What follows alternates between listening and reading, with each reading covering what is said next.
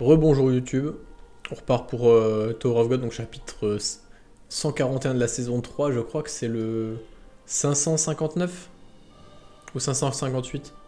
Peut-être le 558 je crois. Je sais plus, enfin bref, il me semble que c'est ça. Donc apparemment c'est un chapitre assez court, donc c'est bien pour moi ça. Euh, Nouveau PC, ah oui. Et Electrica qui a un nouveau PC, ça c'est énorme. Ça va lui changer la vie. Faut voir la gueule qu'avait son setup. Hein. Je vous jure que moi je suis pas un mec hyper exigeant et tout. Enfin, là j'ai un bon setup parce que voilà, je suis content, je peux le faire. Mais tu vois, je pouvais me contenter de peu quoi. Mais alors le setup d'Electrica, mais waouh, mec, t'avais l'impression d'être dans un pays du tiers monde, c'était abusé. Il avait même pas de chaise. Il avait même pas de chaise, un truc de fou quoi. Genre il avait un espèce de vieux PC portable tout défoncé et tout. Enfin bref. Et du coup, non, Elec est pas là ce soir. De toute façon, il m'a dit que qu'il avait pas grand chose à dire. Et pareil pour les prochains chapitres, parce que ça serait essentiellement de l'action. Et donc, voilà, il y aurait pas énormément de choses à raconter. Donc, voilà. Mais oui, voilà, c'est ce que j'allais dire. Et Elec a son nouveau PC, mais il a toujours sa code merde. On peut pas tout avoir. On peut pas tout avoir. Il avait fini la vie de SDF, ouais. Parce que, ouais, faut dire que. J'ai vu des photos, j'en ai vu des choses, hein. Mais alors, la photo de son setup, voilà quoi. Ça m'a marqué, ça m'a marqué. Bref, reprenons notre sérieux, lisons le chapitre. Hop. Ah oui. Lui, il est stylé, j'aime bien son car design. Même si ça doit être horrible à dessiner, à mon avis. Parle ou je vous tue tous. Ouais, c'est vrai que je me souviens de ça. Hop. Quelques minutes plus tôt, salle de bain. Et Candy Slayer, contre toute attente, il est plutôt sympa. C'est toujours un régulier. On doit avoir plus ou moins le même âge. Ce que tu savais pas, c'est qu'il a plusieurs dizaines de milliers d'années de vieillesse, hein, techniquement. Hein. Sur sa carte d'identité, hein, c'est un ancien. Hein. Il n'y a pas plus, que quelques centaines d'années d'écart entre nous. Ça me fume comme il dit ça, parce que c'est vraiment... Tu te rends compte que le temps, il est un peu distordu. Mais du coup, oui, il y a beaucoup plus que quelques centaines d'années d'écart, techniquement. Hein.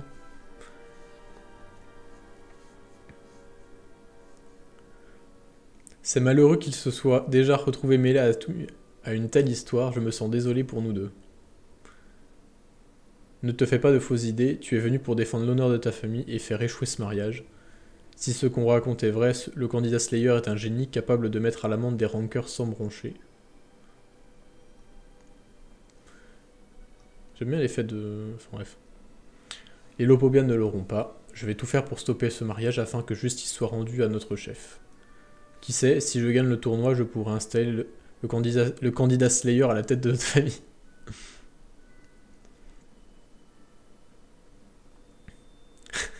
C'est vraiment une scène de film d'horreur, c'est les... Comment les serpents qui sortent des chiottes, là.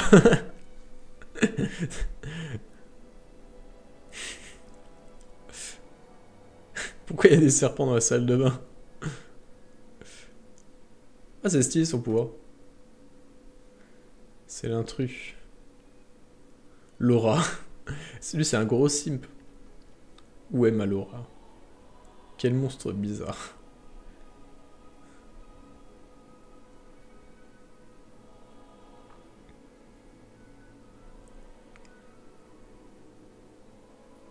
Ça se voit, c'est un cara design de personnage qui va rester un petit moment déjà.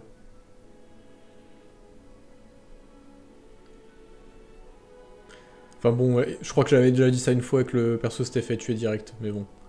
J'ai... Je sais pas, je le trouve un peu élaboré.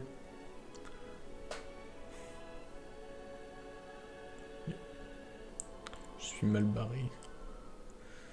Mais ouais, genre, attends. Si ces attaques lui font rien... Oui, c'est juste que, ouais, ils sont même pas physiques. Je Je ne peux pas battre ce truc-là, il faut que je me tire d'ici.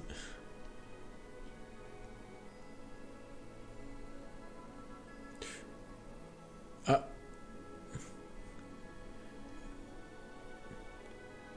Bon bah...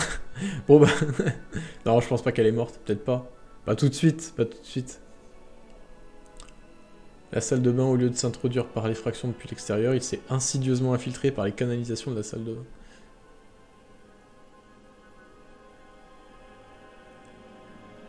Ouais, genre c'est vraiment un film d'horreur, tu vois tout... Le chapitre d'avant, c'était l'invasion de serpents à l'extérieur et tout. Ah ben... Ah ben... bon bah je me suis encore trompé. Bon, je vais arrêter de faire des prédictions sur Tower of God, je pense. Oh putain. Ah non mais c'était sympa comme personnage. Ah oui. Ah oui, là en plus il y a pas... Ça porte pas à confusion quoi. Là on est sûr. On, on pouvait se dire oui non mais... Tu sais je me suis dit oh non mais ça se trouve elle est pas complètement morte, tu vois genre... Voilà, elle est juste blessée et tout. Oh putain, je suis vraiment une merde. Lilian le prophète. Ah bah c'est sûr que là je suis pas un guide hein, moi. Hein.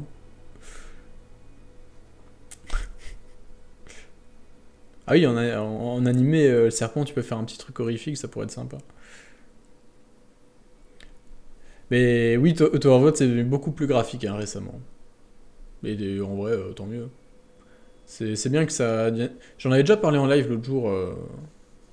C'est bien que ça devienne un peu plus graphique parce que ça accompagne un peu la montée en puissance et puis le... Voilà, le fait que ben, plus tu montes, plus tu vois des dingueries, quoi. C'est le contraire un peu de certains mangas qui, en devenant, enfin, en avançant et en devenant de plus en plus populaires, commencent à s'aseptiser un peu, tu vois.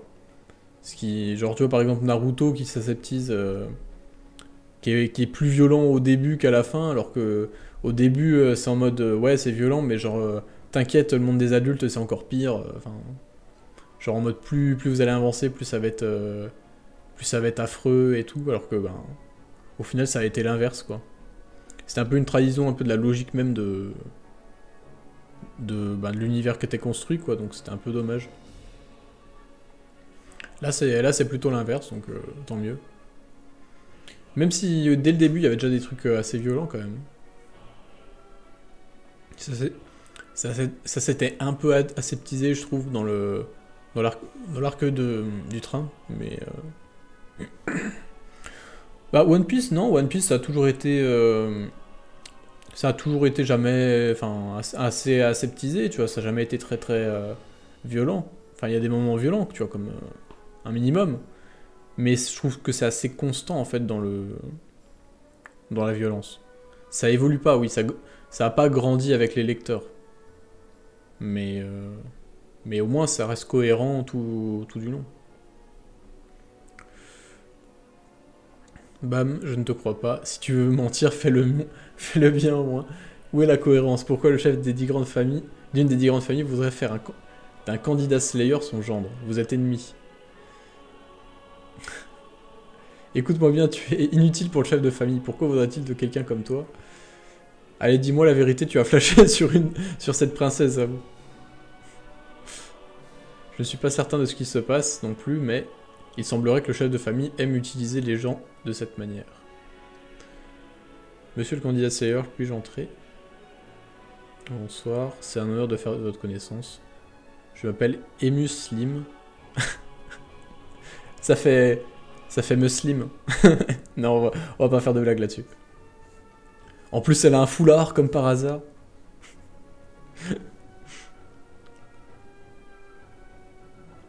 Navré de vous dire cela, candidat Slayer, mais je suis venu ici dans l'unique but de trouver l'animal gardien de ma famille, et non pour chercher un conjoint.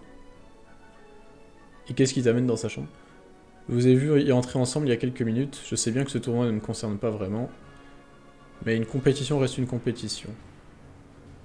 Comme la conjointe potentielle du candidat n'est pas encore été déterminée, je ne trouve pas équitable que vous soyez tous les deux en tête à tête. Qu'est-ce que tu dis? Ça fait une paye qu'on se connaît. Sauf qu'une compétition est une compétition, il est tout à fait naturel que je souhaite vous maintenir séparés. Toute sa faute, ça.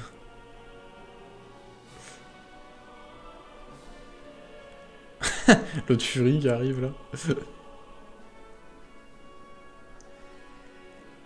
Ah non, c'est... Oui, je suis con. Avec la transition, j'ai cru que... Mais bref.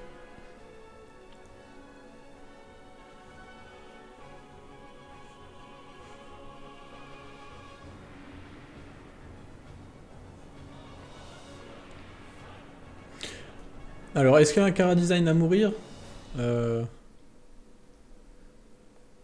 Bon, je vais dire que non, parce que vas-y, Cara Design est giga simple, voilà, on va pas... On va dire que ça va être l'inverse de d'habitude, quoi. Non, en vrai, faut pas se fier au Cara Design, faut se fier vraiment à l'importance du personnage, qu'est-ce qu'il peut apporter à l'intrigue, quoi. Mais n'empêche, putain, mais Sio, pourquoi il se fait chier à faire des Cara Design trop cool et tout pour buter les persos 10 pages plus loin, quoi. Fait chier aussi. Personne fait ça. Personne fait ça.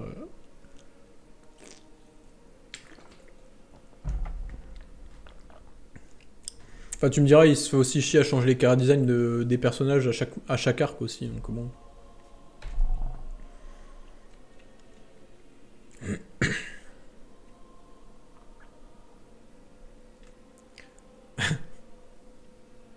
Ce bordel.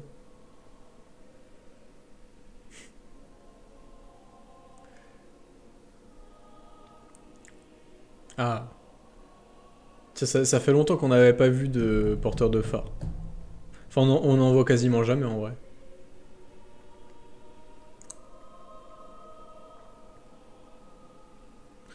Ah ouais, c'est un massacre.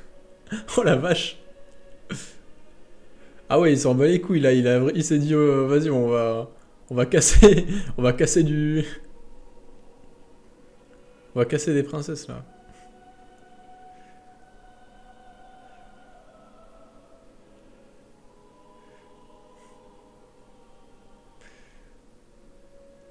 Mon peuple est doté d'un liquide spécial qui rend les objets hyper élastiques. Ça peut rendre inoffensive la quasi-totalité des attaques. Ah, il est... Attends. Ah, elle est enfermée derrière. Putain.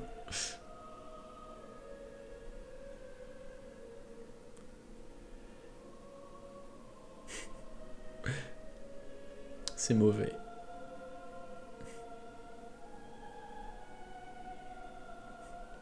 Ça vient de la salle à manger. Genre que ça me fume de rire parce que les mecs, c'est des... Tu sais, ils ont des pouvoirs surpuissants et tout, mais ils se battent dans des petites chambres et tout. Et c'est quand même cohérent, quoi. Enfin, après, tu me diras, c'est que des réguliers pour la plupart, mais... Ah ouais, ils s'en bat les couilles des... Putain, il s'est fait chier pour à faire des cardiennes pour ça, quoi.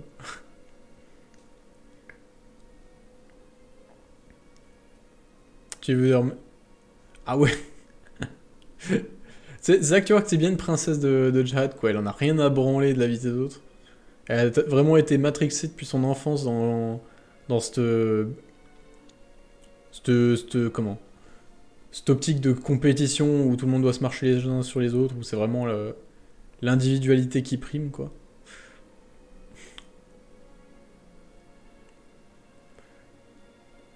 Bon, allez, un Cara Design en moins.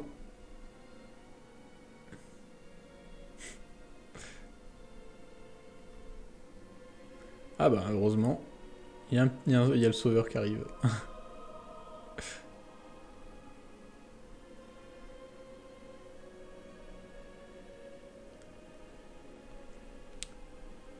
Candida Slayer, toi qui as enlevé Laura, je vais te tuer. Ah, ça c'est Reine. Je reconnais les chaussures.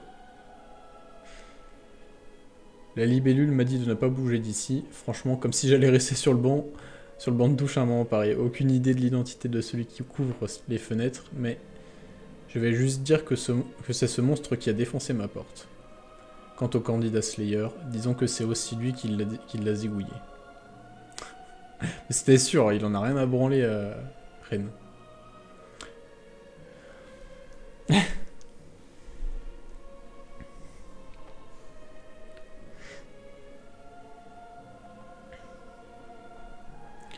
En un chapitre, il y a 4 candidates mortes sur 9. Non mais vraiment. Vraiment, en fait c'est histoire de tournoi, mais c'est n'importe quoi.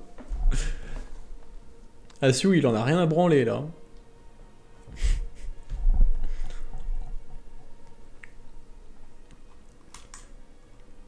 Bon du coup ouais, stylé comme chapitre. En effet, il n'y a pas énormément de choses à dire. Pas plus que ce qu'on a déjà dit en fait. Mais du coup ouais, je vois pas... En fait ça va vite. Genre c'est direct, l'ennemi, hop, il est déjà en phase de BAM et tout, il y a la moitié des candidates qui sont déjà mortes.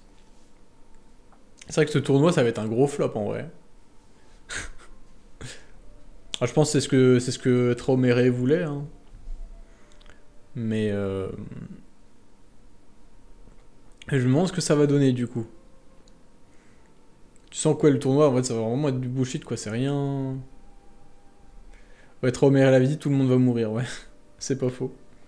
Je me demande quand même si Anderzige elle va pas mourir parce qu'elle est protégée par le scénario. Hein. Qu'il y a du développement à faire pour plus tard, mais Lilial par exemple, je sais pas si elle va survivre. Hein. J'espère pas. Elle est insupportable. Salut, ben oui ça va. Ça va. Bienvenue sur les lives, hein. Apparemment c'est la première fois que t'envoies un message. T'arrives à la fin, mais c'est pas grave. Oui, non mais après oui, il y a l'infiltration, il y a Yuri, puis il y a surtout la guerre entre Lopobia et entre Lopobia et Pobido quoi. C'est parce que c'est les deux comment? C'est les deux bateaux-mers, enfin voilà. Bon, je suis désolé là, je vois que Laco c'est pas trop ça. Ça doit bugger un peu, enfin bref. Donc désolé si vous m'entendez pas bien. Et puis en plus de Yura, il y a aussi l'intrigue avec Yama et tout, et le grand-père de Lilial.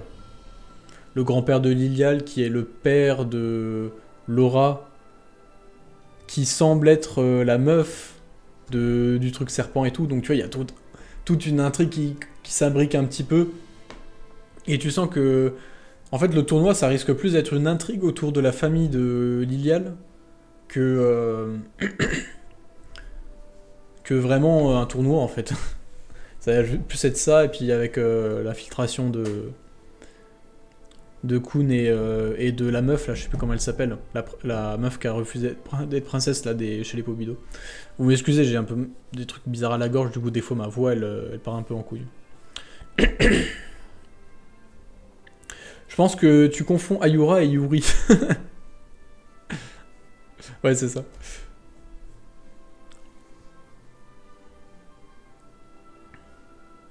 Le plan de Traomere, c'est de la marier, donc c'est probable qu'elle survive. Ouais. Après, le plan de Traomere, c'est de marier quelqu'un de sa famille à Bam, tu vois. Genre, ça peut être aussi Chilial, par exemple. Tu penses qu'il y aura un combat Pobido contre Gustang?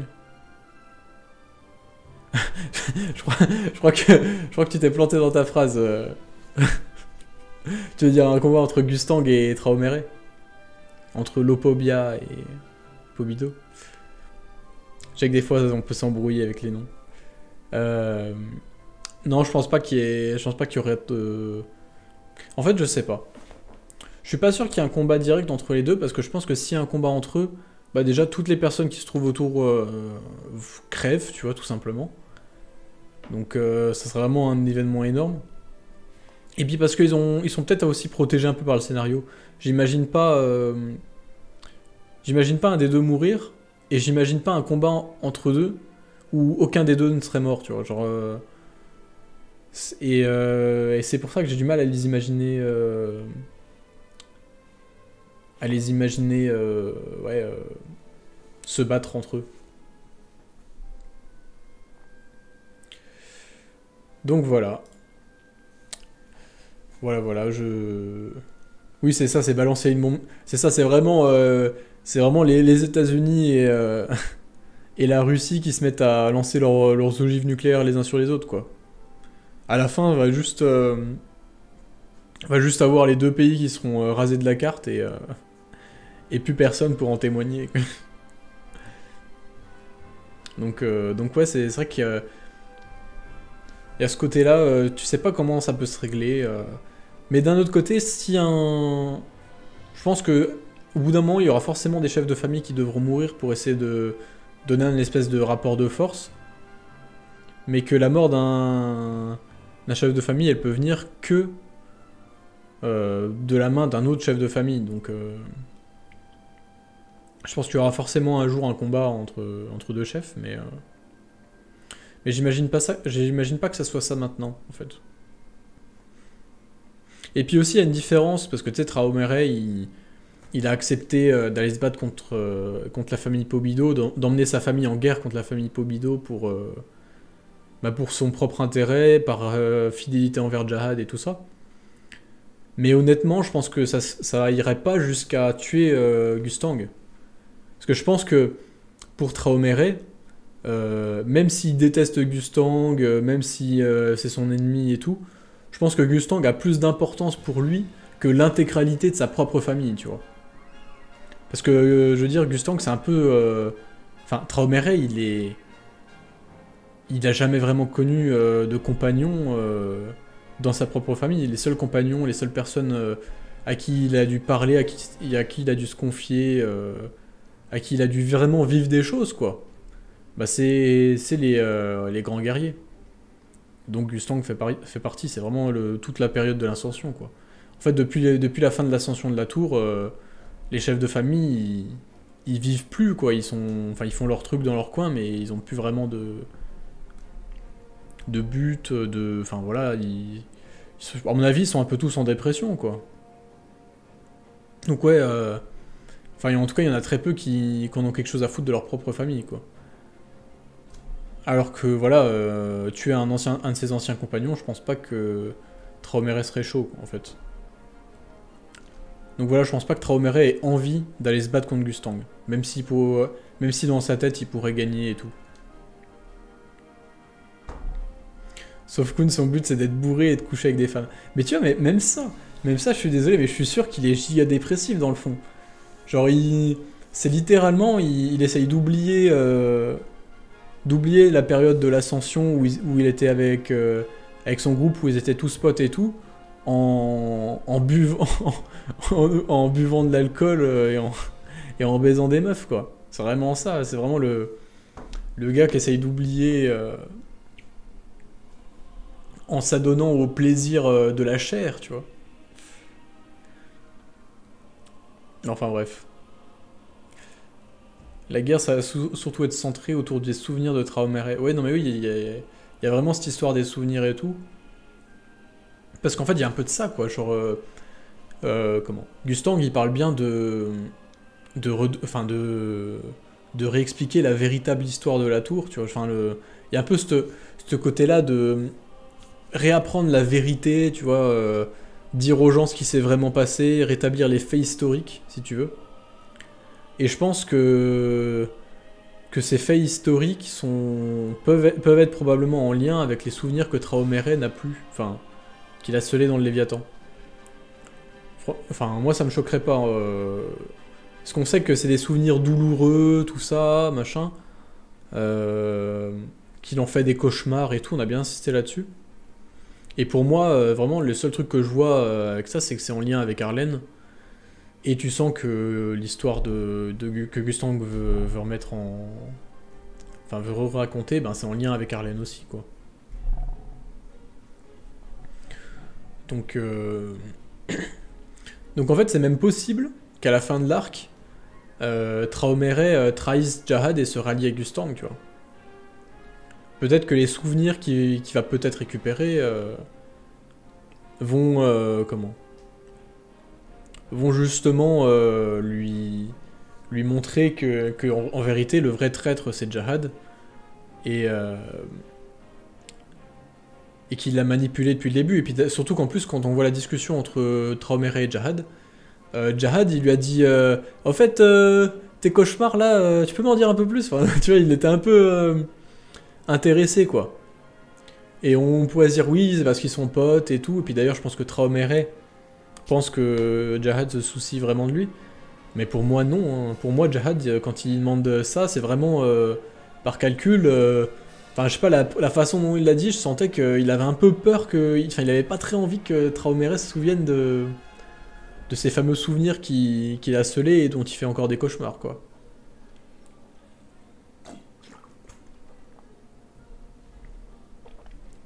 Parce qu'en tout cas, j'imagine très mal Jahad se soucier vraiment de ses compagnons. Parce que bon, c'est un peu lui qui a dit vas-y, on buter toute la famille Pobido. donc ouais.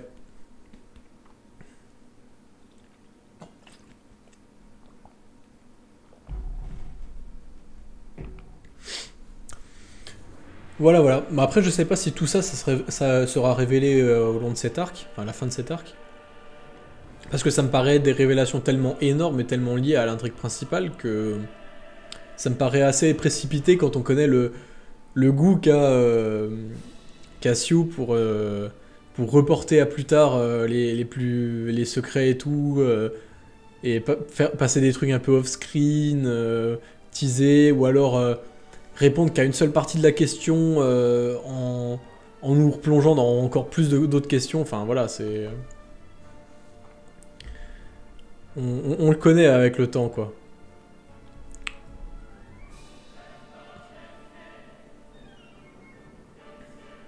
Ça expliquerait peut-être la raison de pourquoi les grands guerriers sont bizarrement tous ralliés à Jahad contre V et Arlen. Oui, c'est vrai qu'il y a ça.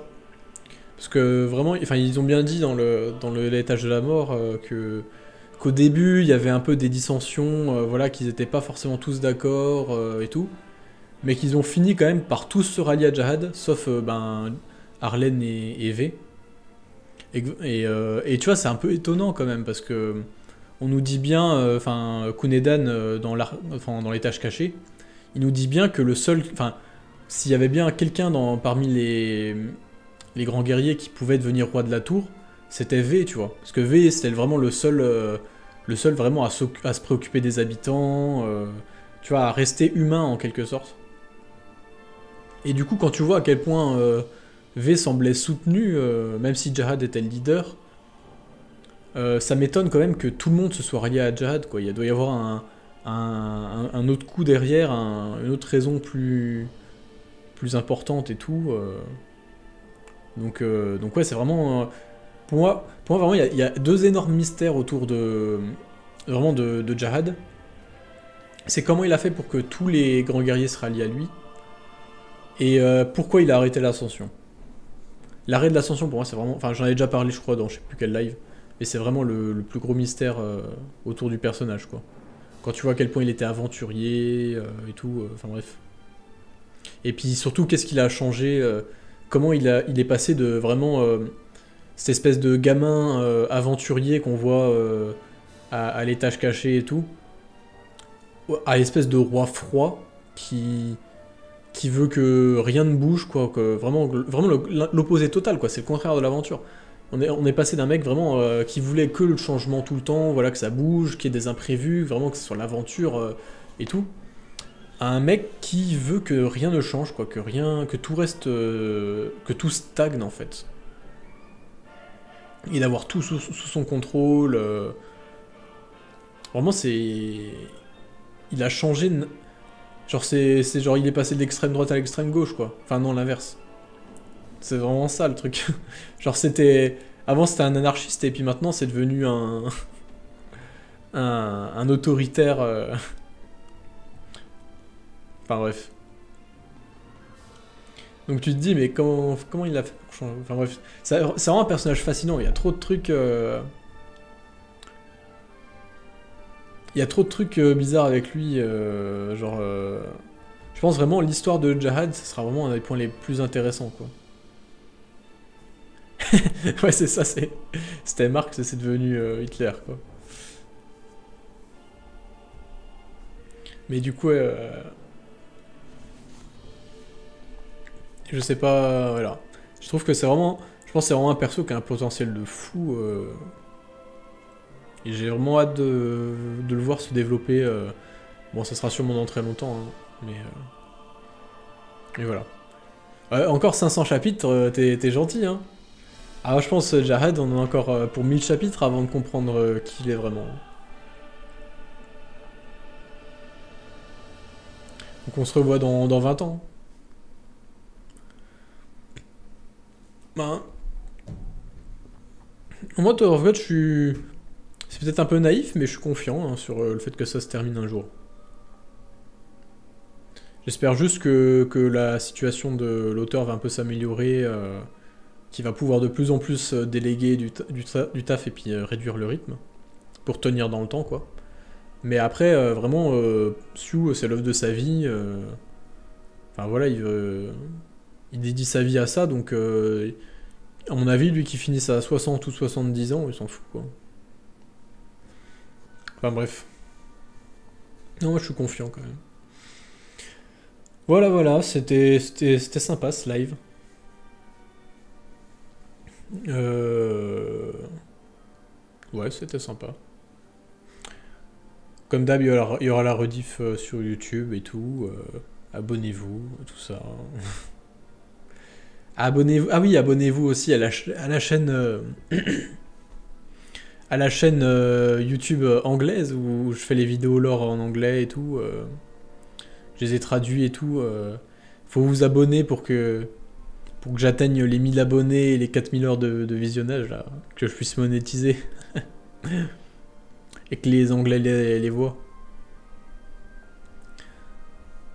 Et en vrai, là, il y a... Je sors le sixième... Enfin, je sors la vidéo sur la... Enfin, la première partie de la vidéo sur la RAO. Et je la sors samedi. Donc voilà, ça me fera la sixième... Enfin, la septième avec l'épisode 0. Vidéo. Donc voilà, voilà. Ça se fait petit à petit, c'est cool. Je me posais une question avec tes vidéos lore, sachant que les admins ne sont pas neutres et supérieurs au chef de 10 grandes familles, est-ce qu'un administrateur opposé à Jahad pourrait briser le contrat d'immortalité qu'il a passé avec eux? Ce serait sûrement une facilité scénaristique. Mais le truc, c'est que les admins... c'est assez difficile de savoir ce qu'ils veulent exactement. Et on sait même pas s'ils ont... Enfin... On sent qu'ils ont une volonté propre, mais c'est bizarre. On sait pas s'ils se concertent entre eux, s'ils ont des différents... c'est assez compliqué, hein. Ça se trouve, le contrat d'immortalité de je sais plus quoi, Jahad, il l'a passé avec l'admin du 134e étage, qui est un admin qu'il aime bien, quoi, et puis... Enfin bref, je sais pas. Et puis tu sens que les admins, ils sont un peu au-dessus de tout ça, dans le sens où... Comment je pense que le but des admins, c'est juste d'amener la bonne personne au sommet, quoi. Que quelqu'un réussisse le dernier test de la tour, comme dit le mec qui parle avec Gustang là, à la fin de l'arc de l'atelier. Et que du coup... Enfin, je sais pas. Non, en vrai, je sais pas. C'est difficile de parler des admins parce qu'on est obligé de faire de la spéculation et de se reposer sur pas grand chose. Tu sais si tes vidéos commencent à être recommandées à l'international? Avec les stats de pays des viewers et tout. En fait, le truc, c'est qu'il y a tellement peu de vues que je crois que j'ai même pas de stats. Hein. Mais il y a quelques-uns qu'on en fait de la pub sur des serveurs anglais, je crois. Ça n'a pas rapporté énormément de monde, mais ça a rapporté un petit peu. Je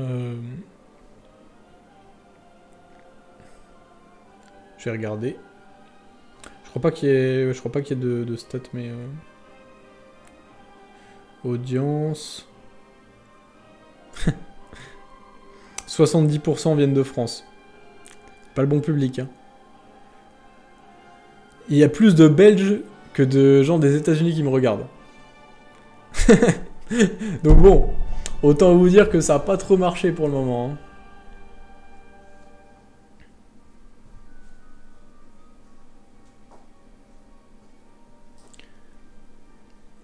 Ah, t'as vu ma... Enfin, t'es allé sur My Home Hero? Enfin, t'as lu My Home Hero?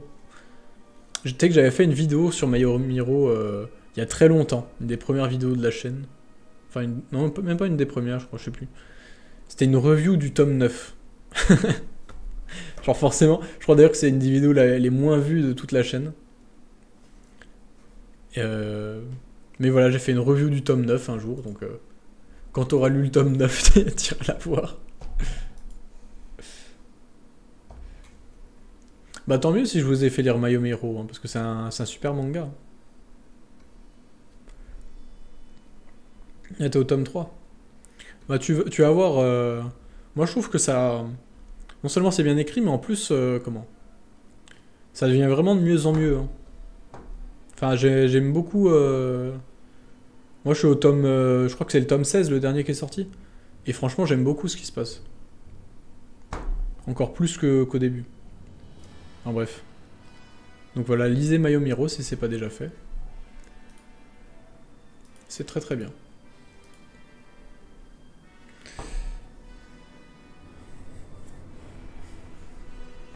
Voilà, voilà, je vais arrêter le live ici parce que voilà, faut que je rentre,